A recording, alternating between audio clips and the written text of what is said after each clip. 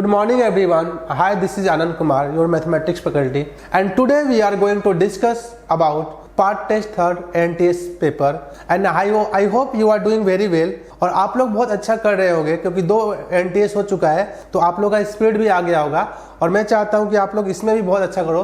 तो चलो स्टार्ट करते हैं NTS part test third mathematics paper. Let's start the question number 51 में क्या बोला है देखते हैं।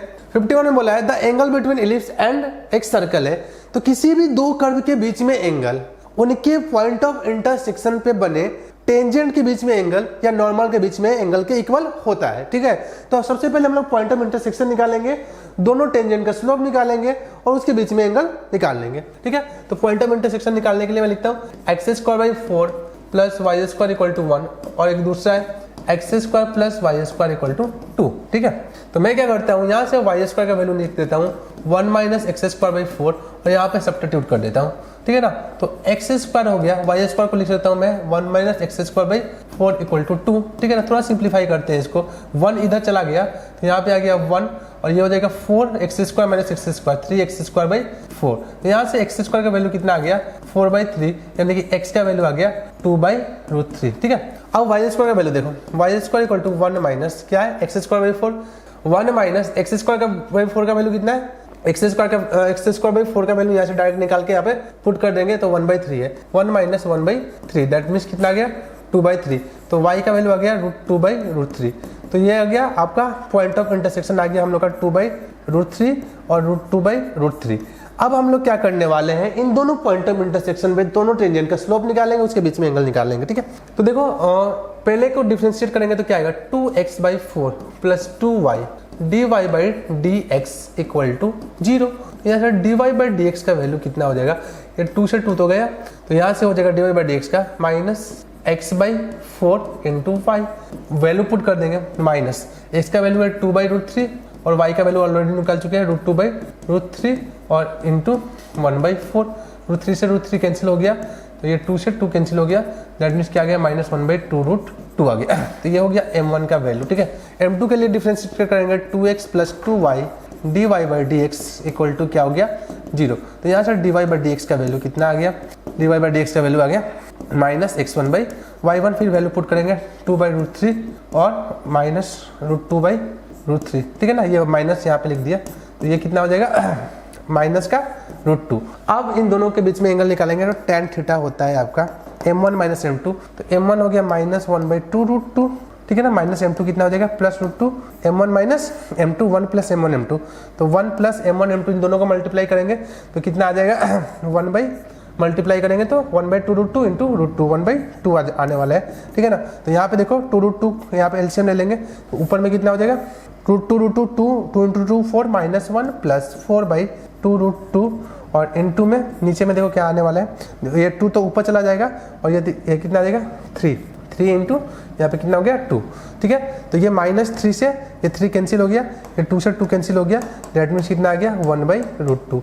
1/√2 दैट मीन्स अपना ऑप्शन नंबर बॉम्बे सही है, बी ऑप्शन नंबर सही होने वाला है। क्वेश्चन नंबर 52 देखते हैं। 52 में क्या बोला है, the locus of point of intersection of perpendicular tangent of ellipse. किसी भी इलिप्स के पॉइंट ऑफ इंटरसेक्शन का परपेंडिकुलर टेंजेंट का लोकस होता है उसका डायरेक्टर सर्कल। ठीक है ना, और इलिप्स का डायरेक्टर सर्कल उस इलिप्स के सेंटर के साथ कोसेंट्रिक होता है। तो इक्वेशन ऑफ डायरेक्टर सर्कल में लिखता हूँ x - 1 का होल स्क्वायर + y - 1 का होल स्क्वायर। ठीक है ना, डायरेक्टर सर्कल का सेंटर, डायरेक्टर सर्कल एक सर्कल होता है इलिप्स का जिसका सेंटर इलिप्स के सेंटर के जैसा होता है और रेडियस होता है a² + b²। तो ये हो जाएगा 16 + 9। तो आपको इसको ओपन कर दोगे तो क्या आएगा x² + 1 - 2x + y² + 1 - 2y। ठीक है ना, और इक्वल टू कितना गया 25। थोड़ा इसको सिंप्लीफाई करेंगे तो क्या आएगा x², ठीक है ना, + y² - 2x - 2y और माइनस का 23 आने वाला है। तो देखते हैं x² + y² - 2x - 2y - 23 = 0। Option number C इसका सही होने वाला है। ओके, क्वेश्चन नंबर 53 देखते हैं। 53 में क्या बोल रहा है कि line joining foci subtend an angle of 90 degree and extremities of a minor axis then the eccentricity of ellipse। ठीक है ना, तो फोकी को ज्वाइन करने वाला इलिप्स का फोकी होता है a, 0 -a, 0। ठीक है ना, ये फोकी को ज्वाइन करने वाला, ठीक है ना, ये माइनर एक्सिस पे, माइनर एक्सिस क्या होगा 0, b पे 90 डिग्री सबटेंड कर रहा है, ठीक है। तो मान लो इस लाइन का स्लोप m1 है, इस लाइन का स्लोप m2 है, तो m1 m2 क्या होगा -1। तो निकालते हैं b अपन, ठीक है ना, m1 y2 - y1 divide by x2 - x1, b upon minus m, ठीक है, यही। और इसका स्लोप निकालेंगे b - 0, ठीक है, और 0 minus minus of A equal to कितना होगा -1। यहाँ से एक रिलेशन हम लोग को पता चल गया, b² इक्वल टू a² या फिर b² का वैल्यू क्या आ गया a²। इसको मैं इक्वेशन नंबर 1 देता हूँ। और हम लोग जानते हैं कि एलिप्स में एक रिलेशन होता है b² equal to a² 1 minus a², ठीक है। तो यहाँ से देखो b² a² इक्वल टू कितना हो जाएगा 1 माइनस a², और b² a² का वैल्यू कितना है, b² a² का वैल्यू कितना है, e² equal to 1 minus e², that means 2e² equal to 1। तो e का वैल्यू कितना हो जाएगा 1/√2, ये अपनों को चाहिए। तो e का वैल्यू अपना हो गया 1/√2। 53 का ऑप्शन नंबर बी सही है, ठीक है। क्वेश्चन नंबर 54 में देखते हैं, the eccentricity of ellipse which meet the straight line this and this at x and y axis whose axis is along the coordinate axis, ठीक है। तो 54 में देखते हैं, 54 में क्या बोल रखा है कि आपको इसेंट्रिसिटी निकालना है एलिप्स का, जो स्ट्रेट लाइन को x एक्सिस, पहले वाला जो स्ट्रेट लाइन है x/7 plus y/2 equal to 1 को कहाँ पे मिला x एक्सिस पे। तो यहाँ पे x एक्सिस पे y इक्वल टू क्या होगा 0 होगा, इसमें y इक्वल टू 0 पुट कर दो, तो यहाँ से x का वैल्यू कितना आ गया 7,0, ठीक है ना। तो एलिप्स कुछ ऐसे बन रहा है, ठीक है ना। एलिप्स यहाँ पे x एक्सिस को 7,0 पे मिल रहा है, और उसका एक्सिस क्या है, कोऑर्डिनेट एक्सिस ही है, y है x है, और इसको मिल रहा है कहाँ पे y एक्सिस पे। तो ये इक्वेशन है x/3 minus y/5 equal to 0। तो y एक्सिस पे क्या होगा, x इक्वल टू 0 होगा, तो ये y का वैल्यू कितना आ जाएगा -5। तो यहाँ पे मिल रहा है 0,-5 पे। तो देखो इसका ये सेमी मेजर एक्सिस और माइनर एक्सिस का वैल्यू मिल गया हम लोग को। तो हम लोग को पता है b² इक्वल टू क्या होता है a² 1 माइनस a²। यहाँ से a का वैल्यू कितना हो गया, यहाँ से यहाँ तक का डिस्टेंस कितना होता है, a होता है, तो a का वैल्यू कितना आ गया 7 और b का वैल्यू है -5, तो 25/, ठीक है ना। a² का वैल्यू हो गया 49 1 माइनस e², तो यहाँ से e² का वैल्यू कितना हो जाएगा 1 माइनस 25/49 यानी कि 24/49। तो e का वैल्यू कितना हो जाएगा आपका, यहाँ पे नीचे हो जाएगा 7 और यहाँ पे हो जाएगा 2√6/7, ठीक है। 54 का ये आंसर हो जाएगा 2√6/7। क्वेश्चन नंबर 55 देखते हैं। 55 में क्या बोला है, point on the ellipse which is closest to the line, ठीक है ना। एक इलिप्स दिया हुआ है, क्या दिया है x²/6, ठीक है ना, प्लस y²/3 इक्वल टू कितना दिया है 1। तो इस इलिप्स से एक पॉइंट निकालना है जो इस लाइन के क्लोजेस्ट है, ठीक है ना। इस लाइन का इक्वेशन क्या है, x + y = 7। तो हम लोग क्या करते हैं, इलिप्स का टेंजेंट बना देते हैं, ठीक है ना। इलिप्स का टेंजेंट इस लाइन के पैरेलल बना देंगे, क्योंकि हम लोग को पता है कि किसी भी दो कर्व के बीच में क्लोजेस्ट डिस्टेंस उसके कॉमन नॉर्मल के अलग होता है। तो ये टेंजेंट होगा और ये क्या होगा, कॉमन नॉर्मल होगा। तो मुझे ये पॉइंट निकालना है, इस पॉइंट को मैंने x1 y1 अज्यूम कर लिया, ठीक है। तो मैं क्या करता हूँ, इस इलिप्स का टेंजेंट का स्लोप निकालता हूँ जो इस लाइन के पैरेलल होगा। इसका स्लोप का वैल्यू कितना है, y = कितना है -x प्लस कुछ ऐसा है +7, तो इसका स्लोप का वैल्यू है -1। तो ये टेंजेंट का भी स्लोप का वैल्यू क्या होगा, -1 होगा, ठीक है। तो -1 होगा, हम लोग को ये पॉइंट निकालना है। तो एक बार करते हैं, उसके टेंजेंट का स्लोप निकालते हैं।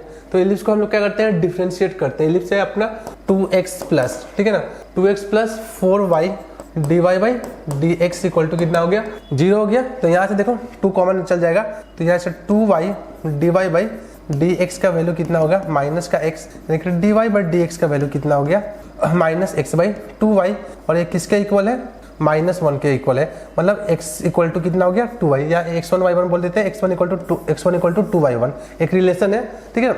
अब x1 और इक्वल टू 2y1 और x1 y1 कहाँ पे, एलिप्स पे लाइक कर रहा है, तो उसको क्या करेगा, सेटिस्फाइड करेगा। तो एलिप्स के इक्वेशन में देख लो, x1 की जगह मैं डाल सकता हूँ 2y1, तो यहाँ पे डाल देते हैं 4y1²/6 प्लस, ठीक है ना, y1² कितना आ गया 3 = 1। तो यहाँ से एलसीएम आ जाएगा, यहाँ से एलसीएम क्या आ जाएगा, 6 एलसीएम आ जाएगा ना। तो यहाँ से हो जाएगा 4y1² + 2y1², 6y1² = 1। तो y1 का वैल्यू यहाँ पे आ गया 1 और x1 का वैल्यू कितना आ गया 2। तो y1 का वैल्यू 1, x1 का वैल्यू 2, ऑप्शन नंबर क्या आएगा 2,1, ऑप्शन नंबर बी इसका सही होने वाला है, ठीक है ना। ऑप्शन नंबर इसका बी सही होने वाला है। क्वेश्चन नंबर 56 देखते हैं। 56 बोल रहा है, the angle between the tangents draw from the point on the ellipse. देखो इलिप्स क्या दिया है, x²/5 प्लस y² कितना दिया है, y² 3 = 1, और एक पॉइंट दिया है √7,1। ठीक है ना। √7, 1 से एलिप्स पर टेंजेंट ड्रॉ किया जा रहा है। इस टेंजेंट के बीच में मुझे बताना है एंगल थीटा, ठीक है ना। एक बार हम लोग क्या करते हैं ना, एलिप्स का डायरेक्टर सर्कल निकालते हैं। तो इसका डायरेक्टर सर्कल क्या होगा, x² + y² = 5 + 3, ये हो जाएगा डायरेक्टर सर्कल ऑफ एलिप्स हो जाएगा, ठीक है ना। तो x² + y² = 8। और देखो पॉइंट, ये पॉइंट इसको सेटिस्फाइड करेगा ना, x को √7 डाल दो 7 और y को 1 डाल दो, मतलब P lie on director circle. तो क्या हो जाएगा, एंगल कितना हो जाएगा, थीटा कितना हो जाएगा, 90 डिग्री। 90 डिग्री का मतलब π/2। ऑप्शन नंबर डी इसका सही होने वाला है। ऑप्शन नंबर इसका डी सही होने वाला है। क्वेश्चन नंबर 57 देखते हैं। 57 में बोल रहा है कि एक एलिप्स है जिसका फोकी दे रखा है। एलिप्स फोकी कितना दिया है, 3,3 और कितना दिया है, और दिया है -4,4 और बोला है एलिप्स कहाँ से पास हो रहा है, ओरिजिन से पास हो रहा है। तो इसका इसेंट्रिसिटी बताना है, ठीक है, ओरिजिन से पास हो रहा है। तो देखो हम लोग को पता है कि फोकी के बीच में डिस्टेंस कितना होता है, 2AE, ठीक है ना। तो 2AE = डिस्टेंस बिटवीन फोकी, तो ये हो जाएगा √4 - 3, 7 का स्क्वायर 49 + 1, ठीक है ना। इक्वेशन नंबर 1 हो गया। और देखो हम लोग को एलिप्स का बेसिक डेफिनेशन पता है। एलिप्स का डेफिनेशन होता है PS + PS' = 2A, मतलब एलिप्स पे कोई पॉइंट है P और ये S है, ये S' है, तो PS + PS' = 2A होता है बाय डेफिनेशन ऑफ एलिप्स, ठीक है।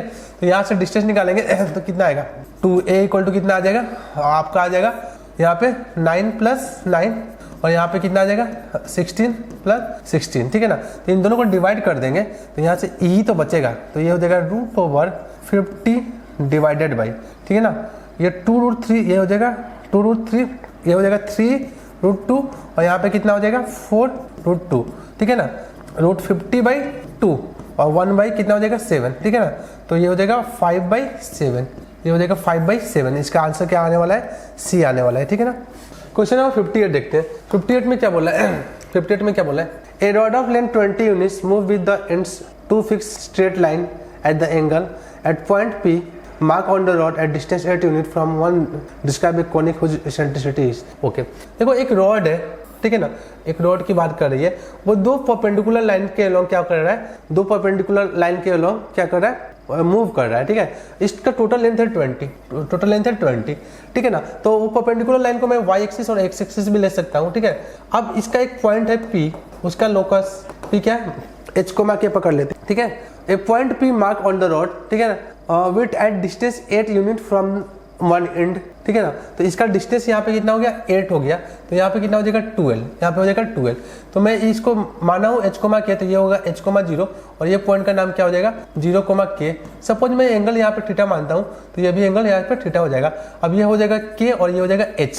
तो इस छोटे वाले ट्रेंगल की हम लोग बात करते हैं, छोटे वाला इस ट्रेंगल की बात करते हैं। तो यहाँ से साइन थीटा का वैल्यू आ जाएगा k/8, ठीक है ना। और ये बड़े वाले ट्रेंगल की बात करेंगे, ये बड़े वाले ट्रेंगल की बात करेंगे, तो यहाँ से cos थीटा का वैल्यू कितना आ जाएगा, cos थीटा का वैल्यू आ जाएगा आपका, cos थीटा का वैल्यू आ जाएगा h/12। हम लोग को पता है इन दोनों को स्क्वायर करके सम कर दो, मतलब sin² theta plus cos² theta = 1 होता है। तो इसका लोकस आ जाएगा मतलब x²/144 और y²/64 = 1। तो इसका लोकस क्या आ गया, एलिप्स आ गया। अब उसका इसेंट्रिसिटी निकालना है, तो इसका इसेंट्रिसिटी होता है b² = a², ठीक है ना, 1 - a²। तो ये हो जाएगा 64 डिवाइड बाई 144, ठीक है ना, 1 = कितना हो गया a²। तो ये हो गया 144 - 64 डिवाइड बाई 144, ये हो गया आपका a² का वैल्यू। तो ये 144 - 64, 44 में से 4 गया 0 और 14 में से 6 गया 8, ठीक है। 80/144 ये आपका हो गया a² का वैल्यू। इसको कैंसिल करते हैं ना, इसको कैंसिल करते हैं तो किससे जाएगा, 20 कितना आएगा 3, ठीक है, 36 e² का वैल्यू और जाएगा, ये आ जाएगा आपका 5/9 e² का वैल्यू। तो e का वैल्यू कितना हो जाएगा √5/3, e का वैल्यू कितना होने वाला है √5/3। ऑप्शन नंबर इसका डी सही है। देखो क्वेश्चन नंबर 59 देखते हैं, लिमिट का क्वेश्चन है। क्वेश्चन नंबर 59 में क्या दिया हुआ है, एक एक्सप्रेशन दिया है, लिमिट बोल रहा है एक्सटेंडिंग टू 0, ठीक ना, 1/1/sin x ऐसा कुछ है, प्लस 2/1/sin x और ऐसे चल रहा है, और बोला है n/1/sin x का होल पावर sin² x, ठीक है ना। यहाँ पे सब स्क्वायर में है, यहाँ पे क्या है स्क्वायर में, ओके। अब देखो अब क्या बोल रहा है, इसका लिमिटिंग वैल्यू निकालना है। तो मैं क्या करता हूँ, यहाँ से ये इस वाले टर्म को मैं बाहर कॉमन ले लेता हूँ। तो इसको मैं बाहर कॉमन लूंगा तो क्या आएगा, n की power 1 by sine square x, और इसके साथ जो पूरे का पावर है वो भी कॉमन आ जाएगा, ठीक है ना। अब देखो यहाँ पे अंदर में क्या बच गया, 1 बाई एन की पावर में 1 by sine square x plus क्या आ जाएगा 2 बाई एन की पावर में 1 बाई साइन स्क्वायर एक्स, और plus dot dot dot dot dot क्या हो जाएगा 1, ठीक है ना। और इसका होल पावर में, ठीक है ना, इसका होल पावर में क्या है साइन स्क्वायर एक्स है, ठीक है। तो यहाँ से साइन स्क्वायर कैंसिल हो गया, अपना लिमिट चल रहा है एंड लिमिट चल रहा है एक्सटेंडिंग टू 0, तो यहाँ पे बच गया n। अब देखो x को 0 डालोगे तो 1 बाई 0 इन्फिनिटी होगा, ठीक है ना, साइन स्क्वायर एक्स है, और 1 बाई एन मतलब 1 से छोटा है, तो 1 से छोटे का पावर में इन्फिनिटी क्या होता है 0, तो इस टर्म का वैल्यू 0 हो जाएगा, इस टर्म का वैल्यू 0 हो जाएगा, मतलब कुल मिला के यहाँ पे बचेगा 1, और 1 की पावर 0 कितना होता है 1, आंसर क्या आने वाला है इसका n, ऑप्शन नंबर डी इसका सही है, ठीक है, ऑप्शन नंबर डी सही है।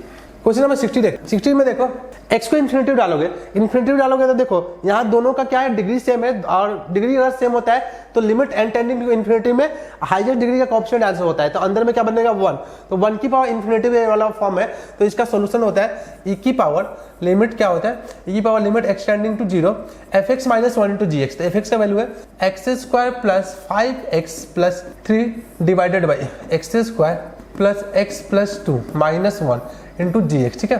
तो ये हो जाएगा e की power limit extending to infinity, ठीक है। एलसीएम में क्या हो जाएगा X square plus X plus 2, ठीक है।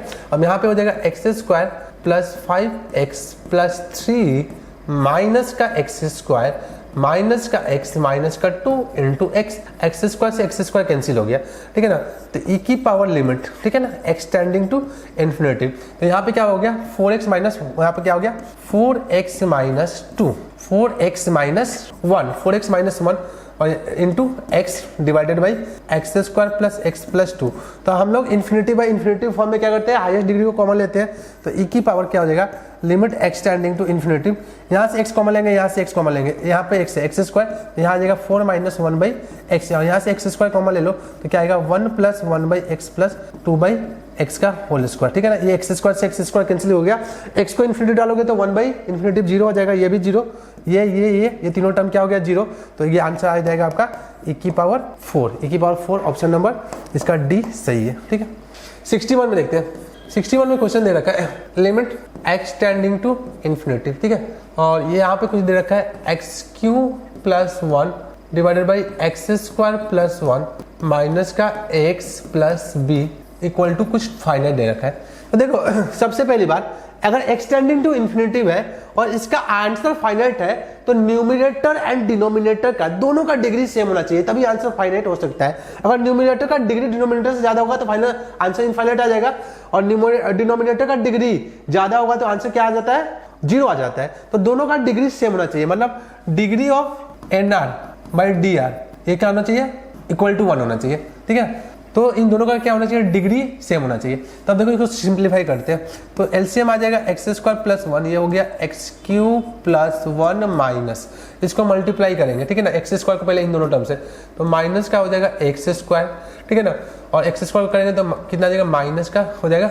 ये माइनस का एक्स क्यू हो जाएगा, और ये हो जाएगा माइनस का बी एक्स स्क्वायर, 1 से करेंगे तो माइनस एक्स माइनस बी, ठीक है ना, इसका 2 कुछ वैल्यू है, और लिमिट क्या है एक्सटेंडिंग टू इन्फिनिटी। मैं थोड़ा सा अलग अलग करता हूँ, एक्स क्यू कॉमन लेता हूँ तो क्या आ जाएगा 1 माइनस एक्स, ठीक है, माइनस बी एक्स स्क्वायर, ठीक है ना। अब मैं डिवाइड में कर देता हूँ 1 प्लस एक्स स्क्वायर सब में, 1 प्लस एक्स स्क्वायर सब में, और प्लस में क्या कॉन्स्टेंट टर्म क्या बच गया 1 minus B 1 minus X square, और यहाँ पे क्या बच गया minus X by 1 plus X square, ठीक है। इसका आंसर क्या है 2 है। तो देखो मैंने बताया न्यूमरेटर और डिनोमिनेटर का डिग्री सेम होना चाहिए, मतलब यहाँ पे ज्यादा है तो आंसर इनफाइनाइट आ जाता है, तो इसका 1 माइनस ए का वैल्यू क्या होना चाहिए 0 होना चाहिए, यहाँ से ए की वैल्यू कितना आ गया, ए की वैल्यू 1 आ गया, ठीक है। अब देखो ए की वैल्यू 1 अब देखो यहाँ पे इन्फिनिटी है ना, ये 1 प्लस एक्स स्क्वायर है, तो इसका वैल्यू क्या हो गया 0, इसका वैल्यू हो जाएगा 0, ठीक है ना, ए का वैल्यू 1 है, यानी कि यहाँ से देखो ये आ जाएगा minus B X square divide by, यहाँ से एक्स स्क्वायर कॉमन लेंगे तो 1 प्लस 1 बाई एक्स स्क्वायर, और इसी का वैल्यू क्या आ जाएगा 2 आ जाएगा, तो बी का वैल्यू माइनस बी का वैल्यू कितना आ गया 2, माइनस बी का वैल्यू 2 आ गया, ठीक है। तो हम लोग को दिख रहा है ए एंड बी का, तो ए का वैल्यू 1 है और बी का वैल्यू -2, ए का वैल्यू 1, बी का वैल्यू -2, ऑप्शन नंबर अपना सी सही है। ठीक है, देखो क्वेश्चन नंबर 62 देखते हैं। 62 में क्या है, 62 में दे रखा है अल्फा बीटा रूट्स है, ठीक है ना, x² plus B x plus C equal to 0 का रूट्स अल्फा बीटा है। तो देखो इसको हम लोग ऐसे लिख सकते हैं, a into x minus alpha और x माइनस बीटा, हम लोग इसको लिख सकते हैं ax² plus B x plus c अगर इसके रूट्स अल्फा बीटा है। ठीक है, अब हम लोग को पूछ रहा है limit extending to alpha, limit extending to alpha, ठीक है ना, और 1 माइनस कॉस ऑफ, ठीक है ना। तो मैं ये अंदर वाले को लिख सकता हूँ a into x minus alpha और x minus beta whole divided by क्या है, x माइनस अल्फा का होल स्क्वायर, ठीक है ना। तो अल्फा को जो डालोगे तो ये 0/0 फॉर्म बन रहा है। तो देखो कॉस को क्या चाहिए, जो अंदर में है ना वैसा ही इसको बाहर में चाहिए होगा, डिनोमिनेटर में चाहिए होगा, ठीक है ना, उसका स्क्वायर चाहिए होगा। तो देखो यहाँ पे x माइनस बीटा की कमी है, तो मैं x माइनस बीटा का होल स्क्वायर यहाँ पे लिख देता हूँ, और a की कमी है तो a², तो यहाँ से a² x माइनस बीटा का होल स्क्वायर मल्टीप्लाई डिवाइड कर दिया, ये वाला टर्म मल्टीप्लाई डिवाइड कर दिया। अब x को अल्फा डालोगे तो इसका वैल्यू कितना हो जाएगा 1/2, ठीक है ना, 1/2 a², x की जगह अल्फा डाल दो तो अल्फा माइनस बीटा का होल स्क्वायर, ये आंसर हो जाएगा, ठीक है ना। तो 1/2 a² अल्फा माइनस बीटा का होल स्क्वायर, ऑप्शन नंबर इसका ए सही है। क्वेश्चन नंबर 63 देखते हैं। 63 में क्या है, कुछ दे रखा है, उसका लिमिटिंग वैल्यू निकालना है। तो लिमिट क्या है भैया, n टेंडिंग टू इन्फिनिटी, ठीक है ना, यहाँ पे n² है और ऐसा कुछ दे रखा है, √1 माइनस कॉस 1/n इंटू एक और रूट दिया है 1 minus cos 1/n and so 1, ये चलता जा रहा है इन्फिनिटी तक, ठीक है ना।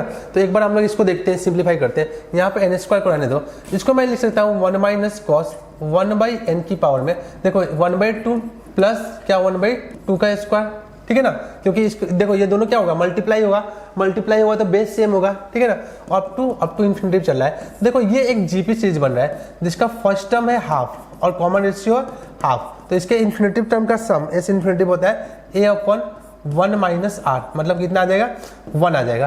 तो अपना क्वेश्चन ये हो गया, लिमिट क्या हो गया, n tending to infinitive n² 1 minus cos 1/n। अब देखो मैं ऐसे लिखता हूँ, limit n tending to infinity, ठीक है ना, 1 माइनस कॉस 1/n, इसका पावर 1 आ गया ना, 1/n, और इस n² को मैं लिखता हूँ 1/n का होल स्क्वायर, ठीक है। अब n को इन्फिनिटी डालेंगे तो 1 माइनस 1/n 0 का टेंड करेगा ना, तो ये क्या हो गया, स्टैंडर्ड फॉर्मूला हो गया, इसका आंसर कितना होता है 1/2, इसका आंसर क्या होगा 1/2, ऑप्शन नंबर इसका सी सही है, ठीक है। क्वेश्चन नंबर 64 देखते हैं। 64 में क्या बोला है, 64 में बोला है कि ये फंक्शन, ठीक है ना, क्या है, कंटिन्यूअस है x = 4 पे, तो a एंड b का वैल्यू निकालना है। तो एक बार लिखते हैं fx का वैल्यू, fx क्या है, fx है x-4, यहाँ पे मोड है x - 4, ठीक है ना, और प्लस क्या है a है, जब x का वैल्यू 4 से छोटा है, ठीक है ना, x का वैल्यू 4 है तो ये कितना दिया है a + b दिया है, और x का वैल्यू 4 से बड़ा है तो क्या दिया है x - 4 divide by mode of x - 4 plus का क्या दिया है b, ठीक है ना। तो हम लोग निकालते हैं, ये कंटिन्यूअस है तो इसका LHL RHL और f ऑफ a का वैल्यू क्या होना चाहिए, इक्वल होना चाहिए। किसी पॉइंट पे अगर फंक्शन कंटिन्यूअस होता है तो LHL RHL और f ऑफ a का वैल्यू इक्वल होना चाहिए। तो LHL में डालता हूँ, x को डालता हूँ 4 - h, तो क्या हो जाएगा, लिमिट h टेंडिंग टू क्या हो जाएगा 0 पॉजिटिव, ठीक है ना। तो ये हो जाएगा 4 - h - 4 डिवाइड बाई 4 - h - 4, ठीक है ना, प्लस a, ठीक है। तो इज इक्वल टू, इसको मैं सिंप्लीफाई करता हूँ, 4 से 4 कैंसिल हो गया, ऊपर में हो गया -h डिवाइड बाई 4 से 4 कैंसिल, h पॉजिटिव है -h नेगेटिव है तो माइनस खुल जाएगा, माइनस के साथ मोड खुलेगा, ठीक है ना, -h + a, ठीक है ना। तो ये कितना हो गया -1 + a, LHL का वैल्यू आ गया, और LHL और f ऑफ a का वैल्यू इक्वल होना चाहिए। तो दैट मीन्स मैं बोल सकता हूँ कि a + b = -1 + a से a कैंसिल हो गया, दैट मीन्स b का वैल्यू आ गया -1, b का वैल्यू अपना आ चुका है। अब देखो यहाँ RHL में डालते हैं, तो RHL देखेंगे, RHL में क्या लिखेंगे, x को डालेंगे 4 + h, लिमिट क्या हो जाएगा h टेंडिंग टू 0+, ठीक है। तो 4 + h - 4 डिवाइड बाई 4 + h - 4, ठीक है ना, और प्लस का कितना हो गया b, तो ये 4 से 4 कैंसिल हो गया, तो ये हो गया h ओपन, ठीक है ना, h ओपन, ये h पॉजिटिव है तो मोड h ऐसे ही खुल जाएगा, प्लस b, ठीक है। तो ये कितना हो गया 1 + b, ठीक है ना, 1 प्लस बी, ये 1 प्लस बी इक्वल टू कितना होना चाहिए, -1 प्लस ए होना चाहिए, ठीक है। बी का वैल्यू कितना आ गया, -1, बी का वैल्यू क्या आ गया, -1, तो ये हो गया 0 इक्वल टू -1 प्लस ए, तो ए का वैल्यू आ गया 1, ए का 1 बी का -1, ए का 1 बी का -1, ठीक है ना। ऑप्शन नंबर डी इसका सही होने वाला है। देखो क्वेश्चन नंबर 65 देखते हैं। 65 में क्या दिया है, 65 में बोला है एक फंक्शन दे रखा है और बोला है कंटिन्यूअस है x इक्वल टू 5 में, तो ए बी का वैल्यू निकालना है, ठीक है। तो 5 पे कंटिन्यूअस है, मतलब 5 से पहले, 5 पे और 5 के बाद में फंक्शन का वैल्यू क्या होना चाहिए, इक्वल होना चाहिए। तो 5 से पहले की बात करते हैं, तो ये हो जाएगा साइन ऑफ, ये हो जाएगा साइन ऑफ, ठीक है, π/2, ठीक है। और यहाँ पे क्या हो जाएगा, 5 माइनस h डालता हूँ मैं, LHL निकालता हूँ लेफ्ट हैंड साइड, ठीक है। तो 5 माइनस h और माइनस का क्या हो जाएगा, 5 माइनस h का ग्रेटेस्ट इंटीजर, यही हो जाएगा ना। लिमिट क्या होगा, h टेंडिंग टू 0 पॉजिटिव, ठीक है। तो साइन ऑफ, ठीक है, यहाँ पे हो गया π/2, ठीक है, और 5 माइनस h, और इसका वैल्यू कितना हो जाएगा, 5 माइनस h मतलब 5 से छोटा है, 5 से छोटा का ग्रेटेस्ट इंटीजर कितना आएगा, 4 आएगा। तो 5 माइनस 1 कितना, ये कितना हो जाएगा, 5 माइनस 4, 1 माइनस h। इसको हम लोग ऐसे भी लिख सकते हैं, sine of π/2 minus π/2h equal to cos of π/2h। h को 0 डालोगे तो ये कितना हो जाएगा, 1, ठीक है ना, cos 0 1, तो LHS का वैल्यू 1 आ गया। That means 5 into b minus 1 का वैल्यू कितना आ गया, 1 आ गया, ठीक है।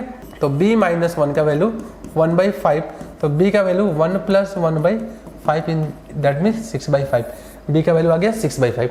अब देखते हैं इसका RHL क्या होगा। RHL में x को 5 डाल देते हैं, तो ये RHL लिखते हैं, RHL में, ठीक है ना, x को 5 डालते हैं, तो ये हो जाएगा AB² और 5 डालोगे तो ये हो जाएगा 25 माइनस 55, ठीक है ना, 25 माइनस 55 प्लस का कितना आ गया 24, और 5 माइनस 3 कितना हो जाएगा, 5 माइनस 3, ठीक है। तो ये हो जाएगा आपका 1 के इक्वल हो जाएगा ना, क्योंकि LHL और RHL इक्वल होना चाहिए, ओके। तो देखो यहाँ से हो गया AB², ठीक है। अब देखो 25 और 24 हो गया 49 माइनस 5, ये हो गया 6/, ठीक है ना। अब 5 माइनस 3 कितना हो गया, 5 माइनस 3 कितना हो गया, 2 इक्वल टू हो गया 1, तो ये हो गया आपका 3, ठीक है।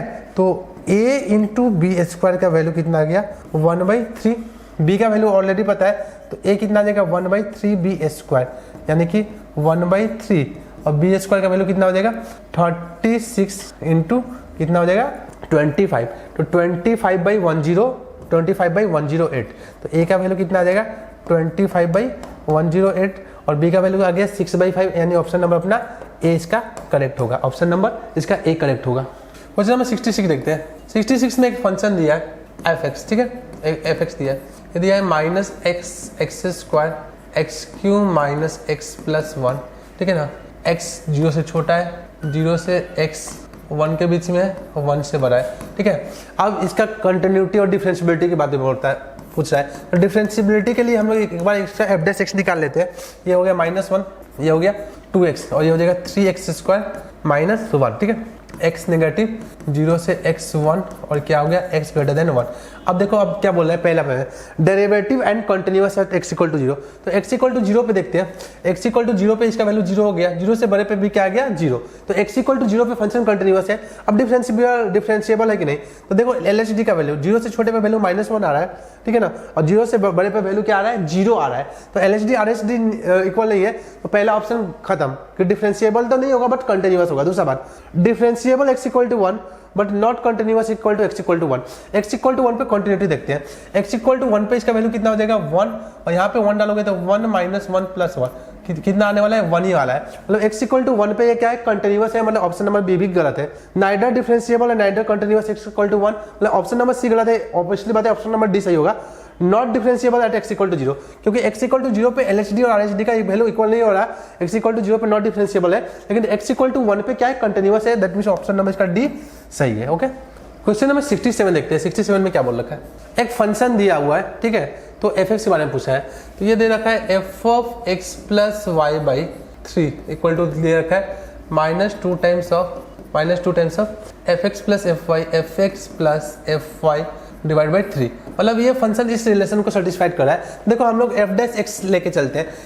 f' क्या होता है, लिमिट क्या होता है h tending to 0 positive f of x plus h by f of x plus h minus f of x divided by h होता है ना। अब देखो हम लोग को ये रिलेशन दिया है तो इसको हम लोग इस रिलेशन में कन्वर्ट करते हैं।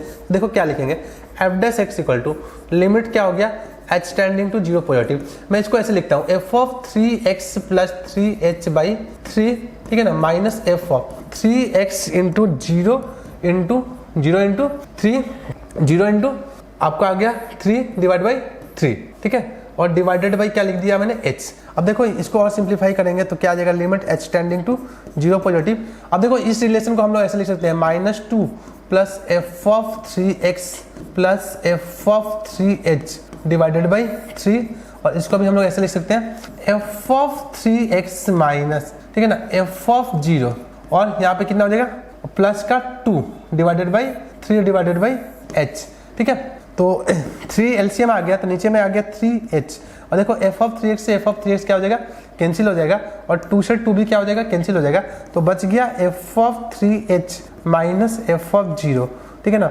लिमिट क्या है, h tending to zero positive, ये क्या आ गया, एफ डैश एक्स का वैल्यू आ गया। अब h को 0 डालोगे तो 0/0 फॉर्म बन रहा है, 0/0 फॉर्म बन रहा है तो हम लोग डिफ्रेंशिएट कर सकते हैं, ठीक है, कर सकते हैं, डिफ्रेंशिएट कर सकते हैं, तो डिफ्रेंशिएशन करेंगे, ठीक है ना। तो डिफ्रेंशिएशन करेंगे तो वो हो जाएगा F dash 3h into 3 divide by 3, ठीक है ना, ये हो जाएगा आपका एफ डैश एक्स का वैल्यू आ जाएगा, क्या आ जाएगा, एफ डैश एक्स का वैल्यू, 3 से 3 कैंसिल हो जाएगा, तो एफ डैश एक्स का वैल्यू क्या आ गया, एफ डैश 0, ठीक है ना। एफ डैश 0 कोई कांस्टेंट होगा ना, तो एफ डैश एक्स का वैल्यू क्या आ गया, कुछ कांस्टेंट के आ गया, ठीक है ना, एफ डैश एक्स का वैल्यू कांस्टेंट के आ गया। अब देखो हम लोग को दिया हुआ है कि एफ डैश 2 का वैल्यू -2 है, तो मैं यहाँ पे पुट कर देता हूँ x इक्वल टू 2, तो क्या आ जाएगा, एफ डैश 2 इक्वल टू कितना आ गया, k, और ये वैल्यू दिया है -2, मतलब k का वैल्यू आ गया -2, तो हम लोग के पास मिल गया एफ डैश एक्स का वैल्यू मिल गया -2। अब देखो इसका हम लोग क्या करते हैं, दोनों साइड क्या करते हैं, इंटीग्रेशन करते हैं, इंटीग्रेट करते हैं दोनों साइड, ठीक है। तो इंटीग्रेट करेंगे तो एफ डैश एक्स के रिस्पेक्ट में, तो एफ डैश एक्स का इंटीग्रेशन क्या हो जाएगा, एफ एक्स का डिफरेंशिएशन एफ डैश एक्स होता है तो एफ डैश एक्स का इंटीग्रेशन एफ एक्स हो जाएगा, और ये हो जाएगा माइनस का 2x प्लस कुछ कांस्टेंट, ठीक है। अब हम लोग को कांस्टेंट का वैल्यू निकालना है, -2x आ गया, मतलब ऑप्शन नंबर सी, बी और डी में से कोई होगा, ठीक है। अब देखो हम लोग क्या करते हैं इस इक्वेशन में, और x equal to y equal to 0 put करते हैं, जो बेसिक इक्वेशन है इस बेसिक इक्वेशन में x equal to y equal to 0 put करते हैं, तो ये हो जाएगा f of 0 equal to -2 plus 2f of 0, ठीक है ना, डिवाइडेड बाई क्या आएगा 3, तो 3f ऑफ 0, मतलब f ऑफ 0 का वैल्यू आ गया यहाँ पे -2, ठीक है ना। तो मैं x इक्वल टू यहाँ पे क्या पुट करता हूँ 0, तो f ऑफ 0 इक्वल टू कितना आ गया c, और f ऑफ 0 का वैल्यू कितना है -2, तो c का वैल्यू कितना आ गया -2, तो अपना फंक्शन क्या मिल गया, अपना जो फाइनली फंक्शन आ गया fx क्या आ गया, fx आ गया -2x -2, ऑप्शन नंबर बॉम्बे इसका सही आंसर है, ठीक है ना, ऑप्शन नंबर बॉम्बे सही आंसर है। क्वेश्चन नंबर 68 देखते हैं। 68 में ये बोला है एक हाइपरबोला, इसका सेंटर ओरिजिन है पासेज थ्रू 4,2, तो हाइपरबोला का इक्वेशन होगा x² by a² minus y² by b² equal to 1, ठीक है ना। और ट्रांसवर्स एक्सिस ऑफ लेंथ 4, मतलब 2a का वैल्यू दे दिया 4, मतलब a का वैल्यू कितना दे दिया है 2, ठीक है ना। along the axis then the eccentricity of hyperbola, ठीक है, e वैल्यू निकालना है इसका, ठीक है। तो देखो इस इक्वेशन में हम लोग डालते हैं x² बाई a² मतलब 4 minus y² by b² equal to 1। अब ये किससे पासेज कर रहा है, 4,2 से, 4,2 से इसको क्या करते हैं, पास करा देते हैं, ये पास कर रहा है तो पास करा देते हैं, ठीक है, पासेज थ्रू 4,2, तो x की जगह में 4 मतलब 16/4 माइनस कितना हो जाएगा 4/b² इक्वल टू कितना आ गया 1, तो ये हो गया आपका 4, ठीक है ना।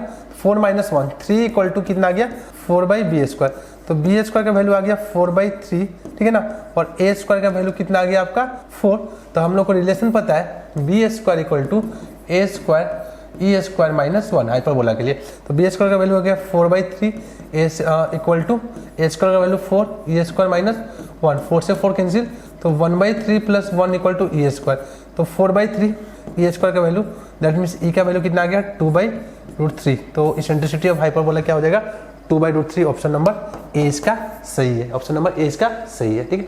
69 में बोला है E1 E2 eccentricity of the hyperbola and ellipse, ठीक है ना, और E1 E2 इससे पास कर रहा है तो क्या का वैल्यू निकालना है। तो पहले देखो, पहले इक्वेशन के लिए इलिप्स के लिए मैं इसेंट्रिसिटी निकाल सकता हूँ, ठीक है ना। E1 and E2 are eccentricity of ellipse this and the hyperbola, तो E1 का वैल्यू मैं निकालता हूँ, E1 के लिए मैं लिखता हूँ b² equal to a² 1 minus e², ठीक है ना, तो ये हो जाएगा 2/9 1 माइनस e², ई स्क्वायर का वैल्यू कितना हो गया 1 माइनस 2/9, ई का वैल्यू कितना हो गया √7 ई का वैल्यू हो गया √7/3, ठीक है ना। तो ये E1 का वैल्यू आ गया, ठीक है, E1 का वैल्यू आ गया। अब फॉर E2 के लिए लिखते हैं, E2 के लिए क्या हो जाएगा b square equal to a square e square minus 1, तो ये 4/9 प्लस 1 इक्वल टू कितना हो गया ई स्क्वायर, ठीक है ना। तो ये हो जाएगा 13/9, ये हो गया E2 स्क्वायर, ये E2 है ना, तो E2 का वैल्यू कितना हो गया √13/3, E2 का वैल्यू कितना हो गया √13/3। अब देखो E1 E2 इसको सेटिस्फाइड कर रहा है तो पुट कर देते हैं 15, ठीक है ना, और क्या हो जाएगा E1 square 15 E1 square plus 3 E2 square equal to कितना आ जाएगा के, तो 15 E1 स्क्वायर का वैल्यू आ चुका है ना, E1 स्क्वायर का वैल्यू आ गया 7/9 और 3 E2 स्क्वायर का वैल्यू कितना आ गया 13/9 इक्वल टू कितना आ गया के। तो एलसीएम यहाँ से आ जाएगा के का वैल्यू, एलसीएम आ जाएगा आपका 9, आपका हो गया 9, ठीक है ना। 15 इंटू 7, ठीक है 105 और प्लस 39, ठीक है, तो ये हो गया के का वैल्यू, के इक्वल टू कितना हो गया 4, ठीक है, और ये हो गया 4/9, तो के का वैल्यू हो गया आपका 16, के का वैल्यू कितना हो गया 16, ऑप्शन नंबर डी इसका सही होने वाला है।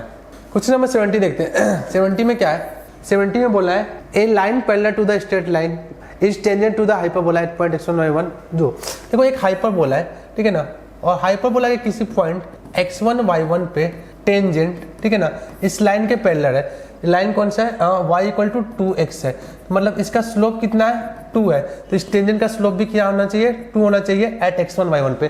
तो इसका टेंजेंट का स्लोप निकालने के लिए क्या करेंगे dy/dx कर देंगे एट x1 y1 पे, ठीक है ना। तो हाइपरबोला को डिफरेंशिएट करेंगे तो क्या आएगा 2x/4 minus 2y/2 dy/dx equal to 0, 2 से 2 कैंसिल हो गया, y dy/y यहाँ पे हो जाएगा y dy/dx इक्वल टू कितना हो जाएगा, और ये भी कैंसिल हो गया, ठीक है ना, ये हो जाएगा x/2, तो dy/dx का वैल्यू कितना हो गया आपका 1/2 x1/y1, ठीक है ना, एट x1 y1 पे, और इसका स्लोप कितना है 2 है, तो x1 का वैल्यू हो गया आपका कितना x1 का वैल्यू हो गया 4/y1, ठीक है ना। ये इक्वेशन नंबर हम लोग को 1 मिल गया, x1 इक्वल टू 4/1, ठीक है। अब देखो x1 y1 इस हाइपरबोला पर लाई कर रहा है, तो हाइपरबोला के इक्वेशन को क्या करेगा सेटिस्फाइड करेगा, ठीक है ना। तो x1 को मैं 4/1 डाल देता हूँ, तो ये हो जाएगा 16y1² 4 minus y1² 2 equal to 1, ठीक है, तो ये कैंसिल हो जाएगा आपका 4/1², ठीक है, 4/1²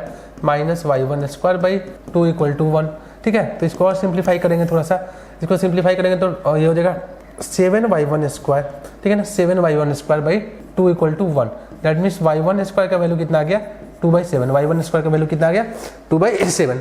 अब हम लोग को देखो क्या निकालना है, x1 का वैल्यू है 4/1, y1² का वैल्यू 2/7, तो हम लोग को निकालना है x1² प्लस 5y1² का वैल्यू, ठीक है ना, और x1 का वैल्यू कितना दिया है, x1 का वैल्यू दिया है 4/1, ठीक है ना, और y1² का वैल्यू कितना, ठीक है, x1 का वैल्यू है 4/1, तो ये हो जाएगा 16y1², कितना हो जाएगा 60y1² प्लस 5y1², ठीक है ना, इसका वैल्यू निकालना है, तो 16 5 21y1², ठीक है ना, 21y1², 21 और y1² का वैल्यू आपको यहाँ पे पता है 2/7, ठीक है ना, 21 इंटू 2/7, तो ये कैंसिल हो गया 3, आंसर कितना हो जाएगा इसका 6, ऑप्शन नंबर इसका बॉम्बे सही है, ऑप्शन नंबर बी इसका सही होने वाला है, ठीक है ना। क्वेश्चन नंबर 70 का बी।